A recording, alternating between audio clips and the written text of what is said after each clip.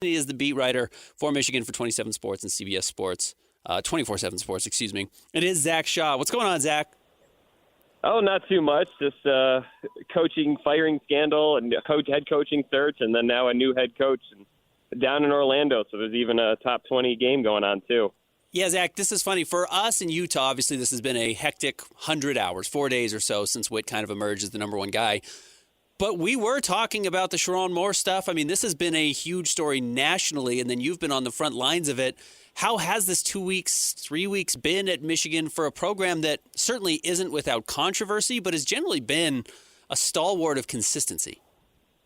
Yeah. I mean, it's certainly, you could probably point to a few scandals in the last 3 years. I mean, I was joking with some of the younger guys on the beat, just in the past couple of days, like, you guys have covered more national, crazy stories than, a lot of writers get in 20 years. So, obviously this one is not an NCAA investigation like the last couple, but still, having a coach fired for cause, then he's arrested and arraigned, and then, Michigan's thrust into a coaching search after a lot of the top options maybe have already picked their schools. And so, yeah, it's been crazy. And I think, I'm sure anyone who follows college football can kind of speak to this. The sense of urgency Michigan had, too, just knowing that the transfer portal opens January 2nd. I mean, there was a lot going on. And so, yeah, I mean, I think it was Christmas night was when we first started hearing about, not just Kyle Whittingham as a candidate, but as, the guy. And so, yeah, I have to imagine people that work at Michigan and obviously us beat writers as well. It's been a lot of, random times of the day or random days. All of a sudden you just have to drop everything and get to work. So it's been crazy, but anyone in this industry, you kind of love those rush days or those busy days a little bit too. How do you think this process evolved to get to Whittingham? Do you think they were left with few choices? Do you think this was something they always had in their back pocket and thought, let's circle around some other names first and see if they're available? Or how did they get to Witt as the guy ultimately? Yeah, I feel like I've heard different stories, but when Moore was first fired, Kalen DeBoer was the big name, because I know before Jim Harbaugh left for the NFL and before DeBoer left for Alabama, he had made it clear, have my people talk to your people kind of style, that he was open to the Michigan job and interested. And so, there was some chatter that if Alabama lost to Oklahoma, he kind of felt like maybe Michigan would be a better fit for who he is and what his family wants and what he wants than Alabama. But they won, and they're advancing. And as I mentioned, that transfer portal opening January 2nd, you can't really wait until Alabama's season ends to pick your coach, especially, there's a lot of good options out there. And so, I think Whittingham, I've heard different things, but I think he was always decently high on Michigan's board, just because I think they wanted someone with a lot of head coaching experience. Sharon Moore had none. And, I just think they wanted someone with a little bit more experience that had proof, that knew how to run a program. And obviously Michigan asks for different things than Utah does, but it's, two power programs, both, I think what Whittingham really stood out, once the people who, know football got to making the decision, I think, a big part of it was, okay, what's he known for? Discipline, toughness, grit, physicality. You watch Michigan over the years, that's what they want to be known for too. And when they're at their best, they usually are known for that. So I think there was I think that helped him stand out over maybe other candidates. I'm sure it didn't hurt that, there wasn't a buyout to pay. It wasn't necessarily, it's not like they were stealing someone's active head coach. So, that certainly helped his cause and his personality. We got to meet him yesterday.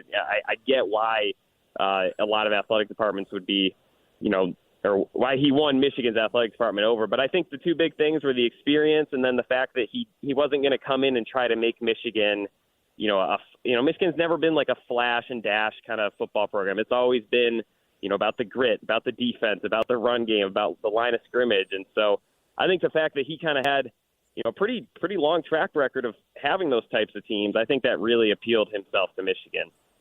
I had thought David Shaw would have been a great choice at Michigan, specifically because he runs such a clean program and he did at Stanford. Whittingham obviously does the same thing. David Shaw is just about 12 years younger. How much does that matter right now for Michigan? Just having somebody who has zero controversy in his life, is a settled life, is not going to bring any drama with him, and is going to run a clean program. Yeah, I think, we talked to Biff Poggi this morning, the interim head coach, and he kind of said it. He probably said it more bluntly than Michigan would want it to say. He said he's going to be an adult in the room. He's going to be someone that, obviously the track record's clean, but also years of, if you coach a Power 5 program for 21 years, like you're going to see trouble coming a little bit earlier on. You're going to see whether it's a recruit that's bad news or a staffer or an assistant coach, you're going to start to you're able to pinpoint, I think, character flaws or things like that a little bit earlier. You're going to be able to weather the storm more. You're going to know how to, and I think the big thing is, every coach wants the team to come before any individual, but you're going to know how to establish that culture before people get settled in. You're going to be able to establish that culture in who you recruit, who you hire. And so, yeah, I think, adults in the room, it's probably a mean phrase. There's just a lot of adults that work for Michigan, but I think, metaphorically speaking, I think that makes sense. I think that's fair. I think their last head coach, he was under 40 and, had a pretty significant misconduct that was highly fireable. And, and then there were other oversights that weren't necessarily violations, but it's like, yeah, you could tell they were run by a first-time head coach who was kind of learning things on the job. And Whittingham, we've already talked to players, and he's talked to the team. He can already kind of come in and establish, his credibility, his culture, the ethos of what he wants this program to be. So, I think the big difference is a guy with experience. I think he can hit the ground running, whereas someone who's 35 or maybe an under 40 up and coming coach. There's certainly a lot of great coaches who are that kind of coach, but sometimes it does take a little bit of time to set that standard in your program. And I think Whittingham's going to be able to establish it pretty early. Is there any mess that he has to clean up actively? Are there problems that are still lingering that need to be tied up while Witt's there, or has most of that been cleaned out before he's been hired? I think not a huge mess. The Sharon Moore thing, that was fairly cut and dry. The athletic department is investigating, I guess, its culture, but I don't, talking to Ward Manuel, I don't think that's going to be much of a Whittingham thing. This is really, I think the big thing is just making sure that Michigan had the youngest team in the Big Ten this year. Obviously, they had a 5-star quarterback. They had a freshman All-American wide receiver. They had 3 freshmen starting on the offensive line. If you can keep this roster relatively intact, you can probably go into next season as a preseason top 10 team. Obviously, they have to earn that to stay in the top 10. But in terms of who they're bringing back and the experience that they could have next year, I think roster retention, that's his number one job. And then I think from there, I think it's putting a staff together that's, obviously conduct, complying with the rules and all that is very important. But I also think everyone rowing in the same direction, because even before Sharon's, actual firing, we had heard about him, kind of jawing at other assistants, and there were some not fist fights, but verbal fights throughout the season. And so I think, having a mature coach who's going to be able to sniff out okay, this guy's emotionally level-headed, this guy's going to react strongly to criticism, things like that. I think the staff will be important too. Roster. All the Michigan fans are talking about the roster, which players they can try to keep before that portal opens. But I think really putting the staff together, that's kind of your long-term, assembling the right kind of staff and guys you trust, but also guys that are going to push each other in the right way. Rowing in the same direction, I think is how I'd put it, because Michigan, just like all the other big-time schools, there's always a story, there's always a headline, there's always something. But if you can be unified and kind of go row in the same direction, pull your own weight. It can be good headlines too. So it's, I think in terms of the mess, I don't think he has to do a ton. He just has to put the right pieces in place and make sure make sure the current players are bought in too. And some of that's going to be in what staff members he puts forth, in addition to saying the right things and coaching the way we know he can coach. Michigan beat writer Zach Shaw is our guest. As we look at the names that you're talking about or that have been mentioned, certainly here everybody's focused on Jason Beck, which makes total sense. Utah's offensive coordinator who did a fabulous job last year, and Jay Hill, who's a former special teams coordinator at Utah and now been a great defensive coordinator at BYU. Those are the names everybody in the state of Utah is focused on. Are you hearing any other names or maybe national names that could work at Michigan that are maybe in the mix there? Yeah, I did it a couple days ago, but I mean, I think they're telling recruits these are going to be the coordinators. I'm not trying to be the one. We'll wait until Michigan announces it. Obviously, things can change in the 11th hour with contract negotiations, but yeah, I mean, we've heard from recruits that Jay Hill is the name being mentioned, and I know Whittingham met with Bryce Underwood, Michigan's quarterback, the other day, and was kind of talking up Jason Beck. So I feel like you don't do that unless you're pretty sure those are going to be your coordinators, but. Just speaking from a macro sense, I do think he is going to have to, get other regions represented in his coaching staff. I mean, that's obviously Utah. They've got two programs that do a lot of good things, but Michigan's got to be able to recruit the Midwest. They've got to be able to recruit the Southeast.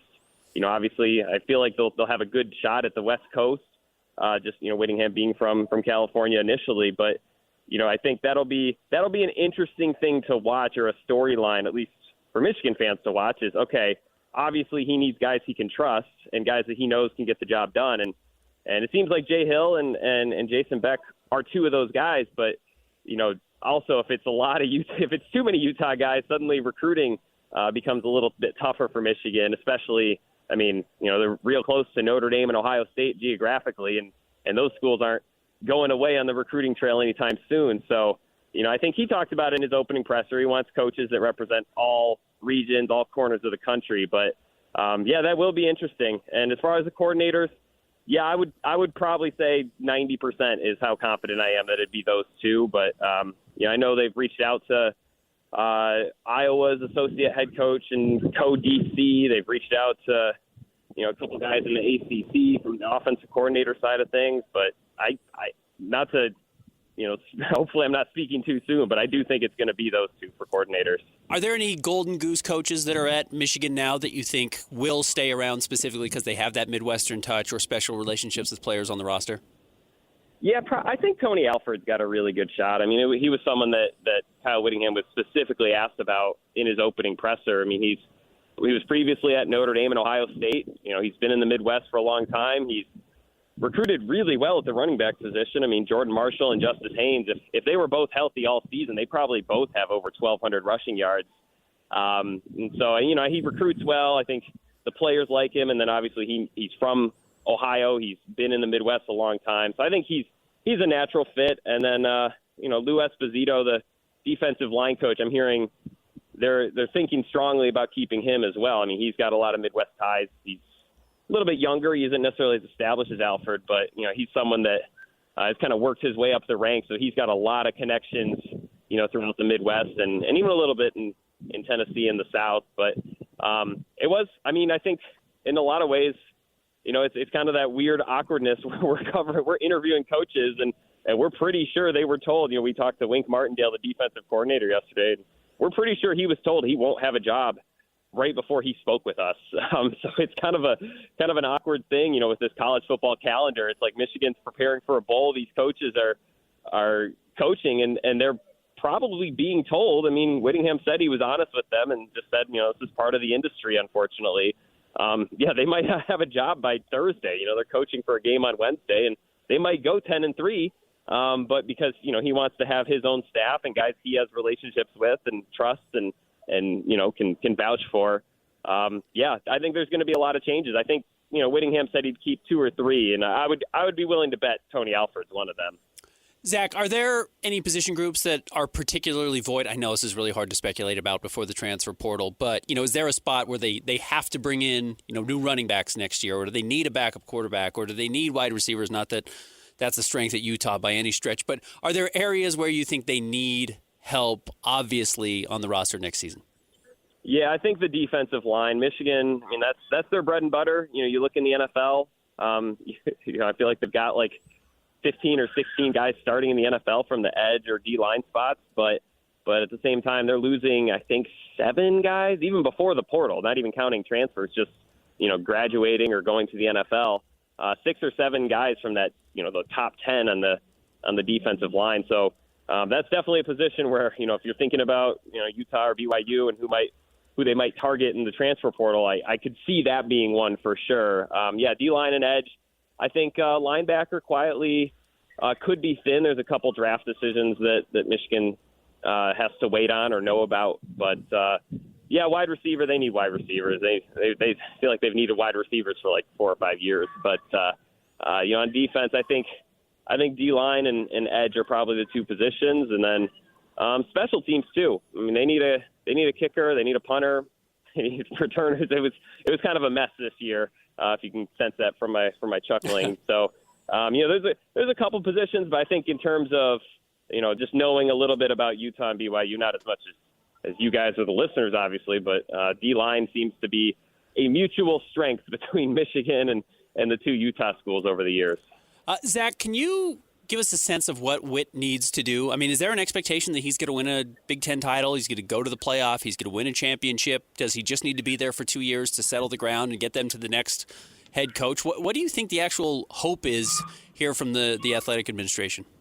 Yeah, I'd love to talk to some of these guys behind the scenes about it, because I think with his age, obviously, and it's a 5-year contract, but I think everyone would be kind of shocked if he ever extended that contract, unless it was just solely for recruiting purposes. So yeah, I think it is the 12-team playoff does kind of put Michigan in a situation where if they don't make the playoffs, the season's just very clearly a disappointment.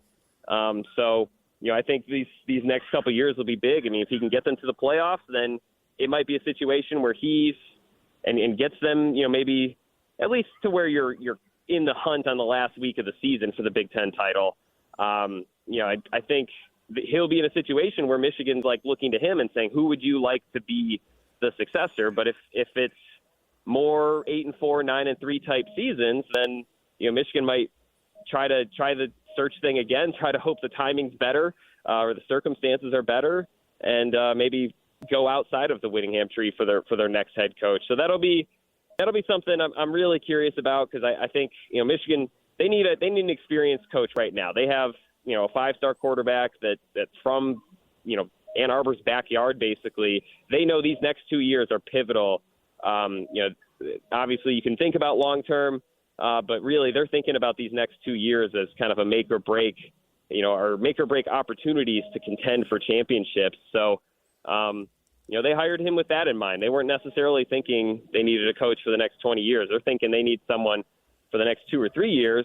And then from there, then you can cross that bridge and maybe things will be calmer in terms of the NCAA investigations. You won't have, so many guys on show cause penalties, or you won't necessarily have an athletic department that's investigating its own investigation. So, yeah, I think a big thing is, obviously calm things down, clean up the mess. But I mean, Whittingham was pretty blunt, and so was Athletic Director Ward Manuel yesterday. They want to be in the playoffs next year. There isn't a ramp-up phase. I mean, they were, they're number, 18 in the country this year. They're 2 years removed from a national title. They want to be back on that stage. So, and they think they've got if they can keep all these players, they think they've got the players to do it. So, expectations are high, even if obviously there's a lot of off-field stuff that has to be cleaned up too.